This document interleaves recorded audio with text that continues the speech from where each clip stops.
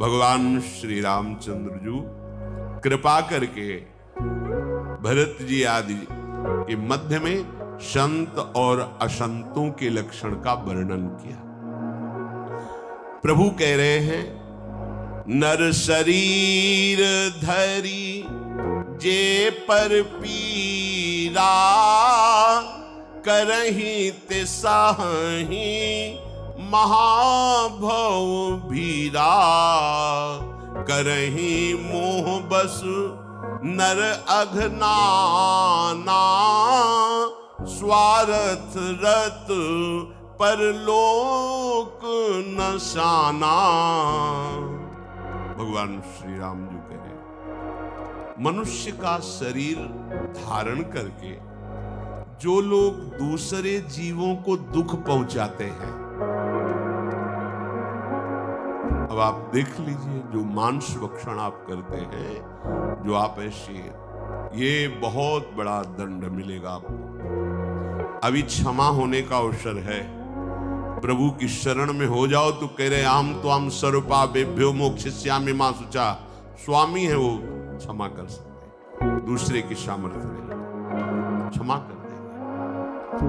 भगवान स्वयं कह रहे हैं, मनुष्य का शरीर मैंने तुम्हें दिया और तुम दूसरे जीवों को दुख पहुंचाते हो, तो मृत्यु के महान कष्ट के भोगने के लिए तैयार हो जाओ। ये जो मनुष्य स्वार्थ परायण होकर, रसेंद्री जनेन्द्री परायण होकर के दूसरों को कष्ट पहुंचाते, कैसे राक्षस वृत्ति जागृत हो जाती है। तुम्हारा शरीर तुम्हें प्रिय है, तुम एक इंद्रिय के संयोग के लिए उसके पूरे जीवन को नष्ट कर देते हो। चाहे जनेन्द्री का संयोग हो या रसेंद्री का। रसेंद्री का तो मार काट के उबाल के खा रहे हो जानवर, पशु पक्षियों को। अरे राक्षसी वृत्ति जागृत हो। जनेन्द्री के भोग के लिए तुम दूसरे के शरीर को नष्ट कर दे रहे हो, मार दिया, जला दिया, काट दिया। ऐसी दुर्गति होगी नरक में कि नरक के प्राणी भी तुम्हें क्षमा दृष्टि से नहीं देखेंगे। जो नारकी जीव नरक भोग रहे हैं, वो भी उससे कहते हैं ना, तुम्हें नरक में जगह नहीं मिलेगी। नरक में जगह मिलने का मतलब ये, वहां के जीव भी तुम्हें घृणित भाव से देखेंगे। करही मोह बस नर अघनाना, स्वार्थ रत परलोक नशाना। काल रूप तिन कहा मैं भ्राता, शुभ अरु अशुभ कर्म फल दाता। मैं ऐसे नीच पापियों के लिए भयंकर काल रूप हूं, मैं उन्हें दंड देता। ये भगवान के, वही भगवान सुन लो। जो नर होए चराचर द्रोही, आवे सभय शरण तक मोही। तज छल कपट मोह मद माना, करऊं सद्यते साधु। जो सभी तयावा शरणाए, रखियो ताई प्रा। कोटि पिप्र बदला गए जाहू, आए शरण तजो नहीं ताहू। ये शरणागत, अगर भगवत शरण नहीं हुई, मनमानी आचरण करते करते तुम्हारा जीवन भगवत विमुख व्यतीत हो गया, तो काल रूप तिनकर मैं भ्राता। मैं उनके लिए भयंकर काल रूप हूं, और उनकी शुभ अशुभ कर्मों की जो दुर्गति होती, वो मैं उनको स्वयं देता। अस विचारी जे परम शयाने, भजहि मोहि संसृत दुख जाने। हे भाई, जो विचारवान जन है, वो ऐसा समझकर, जो परम चतुर है, वो अपने आप को बचा लेते हैं। आपको पता नहीं था इतना भयंकर होते हैं अपराध, अब आप सुन रहे हैं। नियम ले अब लो निशानी, ना ना ना, अब तो गलती हो गई, जीवन में गलती नहीं करेंगे। हे प्रियाजू, हे हरि, मैं आपकी सब सच्ची मानिए, बिल्कुल सब माफ हो जाएगा। बड़े कृपालु भगवान है, वो अगर कृपा न करे, बहुत करुणाशील है। कोटि विप्र बदला गए जाहू, आए शरण तजोन। जो नर होए चराचर द्रोही, चराचर का अपराध करने वाला हो और भगवान की शरण में आ जाए, तो भगवान स्वीकार कर लेते हैं। यहां भगवान कह रहे हैं, कि वही चतुर है। अस विचारी जे परम शयाने, भजहि मोहि संसित दुख जाने। ये संसार दुखमय है। भोगों की लुभावनी इस वाटिका में भूल मत जाना। नहीं, पापाचरण ही पापाचरण केवल बढ़ाता चला जाता है ये भ्रम। त्याग ही कर्म शुभाशुभदायक, बहुत सूक्ष्म बात। भजहि मोहि सुर नर मुनि नायक। जो मेरे शरणागत जन होते हैं वो शुभ अशुभ दोनों का त्याग कर देते हैं। शुभ अशुभ दुर्ग विध्वंस बल तब जयति जयति जग उच्चरय। शुभ अशुभ दोनों कर्मों का त्याग करते हैं, क्योंकि समस्त देवता धर्म सबके नायक मुझ श्री हरि का भजन करते हैं। ये भजन शुभ अशुभ दोनों को मिटाकर भगवदानंद की प्राप्ति। अगर शुभ है तो सोने की जंजीर है, उसमें भी बंधे हो। अशुभ है तो लोहे की जंजीर में बंधन दोनों में है। जो मैंने संत और असंतों के गुणों का वर्णन किया, इनको समझ करके संतों का संग करो और असंतों के संग का त्याग करो, तो तुम जन्म मरण के चक्र से मुक्त हो जाओगे।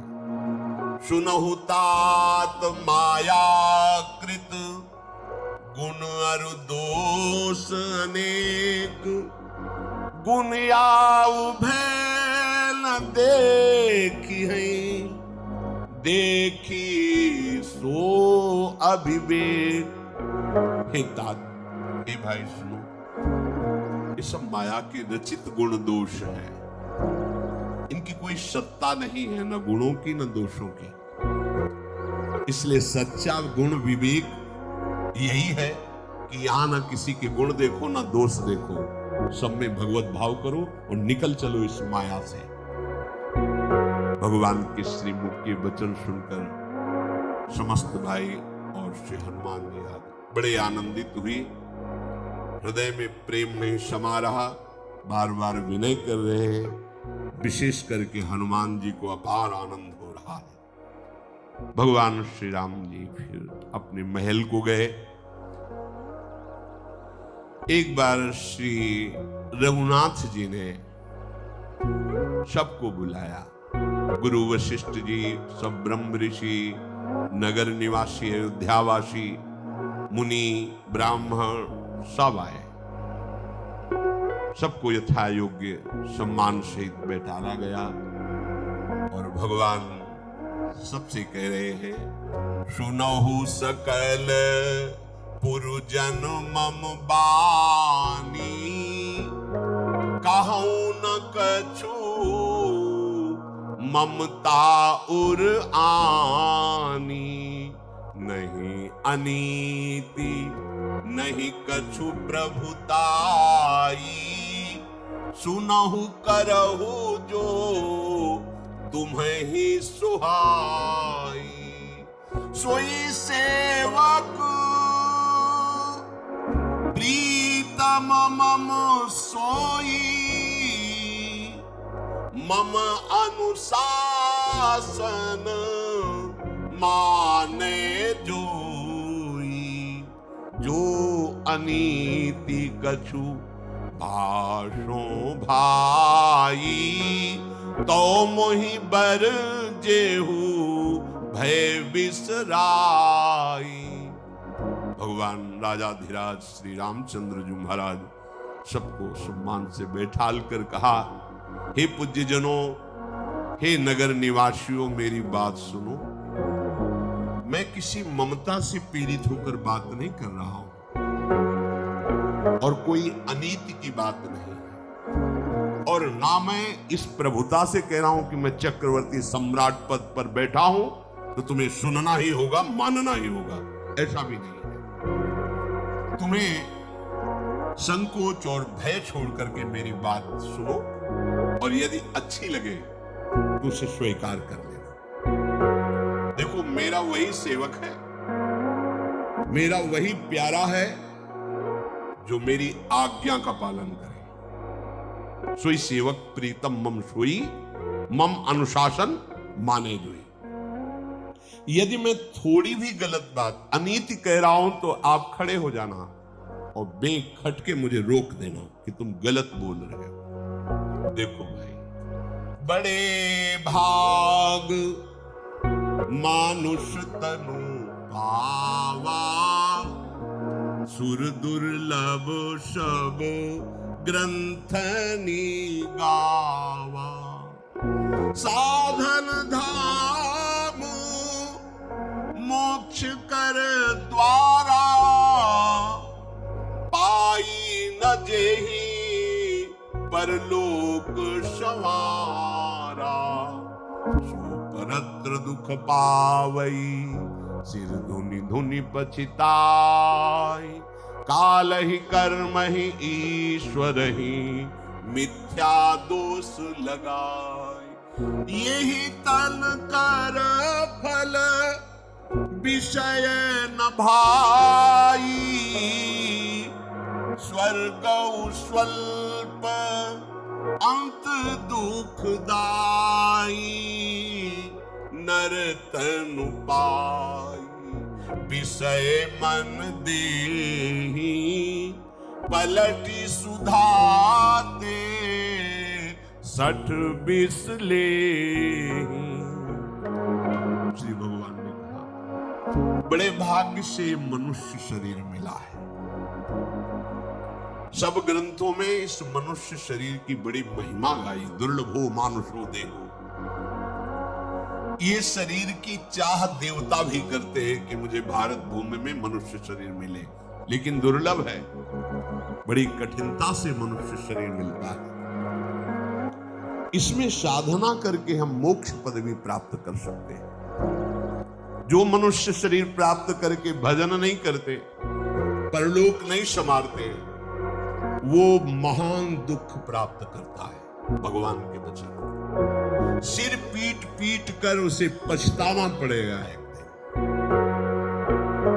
वो काल पर दोष लगाता है, भैया समय साथ नहीं दिया, बड़ा विपरीत समय है, अब क्या करें। वो ईश्वर पर दोष लगाता है ईश्वर पर, कर्म पर, काल पर मिथ्या दोष लगाता है। भाई, इस शरीर को अगर आप भोगों में न लगाएं, अधर्म युक्त भोगों में, तो आपका सब काम बन जाएगा, फिर भजन करने में रुचि बढ़ने लगेगी। अगर अधर्म युक्त भोगों में लगाओगे तो पापवंत कर सहज स्वभाव, भजन मूर्ति भाव न खाओ। ये शरीर तुम्हें विषय भोगों के लिए ही केवल नहीं मिला है, ये भगवत प्राप्ति के लिए ही केवल दिया गया है। अभी समझ में नहीं आ रहा है, जब ये छिन जाएगा तब समझने की जो योग्यता थी वो भी छिन जाएगी। अन्य जीवों में एक एक इंद्रियों की विशेषता होती है, कोई घ्राण इंद्रिय, कोई नेत्र इंद्रिय, कोई श्रवण इंद्रिय से काम चलाता है। अपने सब इंद्रियां पुष्ट, विवेक पुष्ट, आप जो चाहो वो स्वरूप प्राप्त कर सकते हो। ये शरीर विषय भोगने के लिए नहीं मिला भाई। इस जगत के भोगों की बात क्या, स्वर्ग के भोग भी बहुत लघु है, पुण्य खत्म हुए फिर जन्म होगा, अंत में दुख प्राप्त होता है स्वर्ग भोगी को भी। अतः नर्तन उपाय विषय मन देहि, पलट सुधाते सठ बिसलेहि। जो मनुष्य शरीर प्राप्त करके भजन न करके, भगवत आज्ञा के अनुसार न चलकर, धर्माचरण न करते हुए मनमानी आचरण, अधर्म आचरण, भोगों को हिंसा दोष आदि वृत्तियों से युक्त होकर भोगता है, बोले वो अमृत का त्याग करके विष का पान कर रहा है। पारसमणि को खोकर कोई घुघुची उठा ले, उसे कोई बुद्धिमान नहीं कहते। या तुम जितना बटोर रहे हो वो सब घुंघुची के समान है। यदि राधा राधा पारसमणि नहीं जपे, हरिवंश महाप्रभु भी कहते, मणिगण पुंज ब्रजपति छाणत, इत हरिवंश कर गई कंचु। मणि को छोड़कर कांच बटोर रहे हो, हाथ कुछ नहीं लगेगा। नाम जप परम धन है, नाम जप परम व्रत है, नाम जप परम ज्ञान है, नाम जप परम सुख है। आप जप के तो देखिए, 4 और 84 योनियों में चक्कर लगाते देखकर कभी करुणा निधान भगवान काल कर्म स्वभाव गुण के घेरे से हटाकर उसे मनुष्य देह देते हैं। शायद अब भजन करके अपने को मुक्त कर ले। मनुष्य शरीर ये भवसागर से तरने के लिए बड़ा सुंदर जहाज है। मेरी कृपा इस जहाज को अनुकूल वायु की तरह आगे बढ़ाती है और इस जहाज को खेने वाले सदगुरुदेव भगवान है। करंधार सदगुरु भगवान इस जहाज को भव समुद्र से पार करने वाले हैं। कितना बढ़िया सुंदर नौका मिल गई, उस पे बैठ गए खेने वाले गुरुदेव और भगवान की कृपा रूपी अनुकूल वायु उसी अनुकूल दिशा में बढ़ा रही है। जो ऐसा सौभाग्य प्राप्त करके अपना कल्याण नहीं कर लेता तो वो कृतज्ञ है, वो मंद बुद्धि, वो आत्महत्यारा है, दुर्गति को प्राप्त होगा। भगवान कह रहे, ध्रुवदास जी ने भी कहा, बार बार तो बनत नहीं यह संजोग अनूप, मानुष तन वृंदा विपिन रसिकन संग विविरूप। भगवान कह रहे, मनुष्य शरीर मिला, सदगुरुदेव का संग मिला, मेरी कृपा की वायु तुम्हें आगे बढ़ा रही, फिर भी तुम अवज्ञा करके विषयों की तरफ जा रहे हो, तो तुम आत्महत्यारे हो, निंदनीय हो, तुम दुर्गति को प्राप्त होगे, हमारी कृपा की अवहेलना कर रहे हो।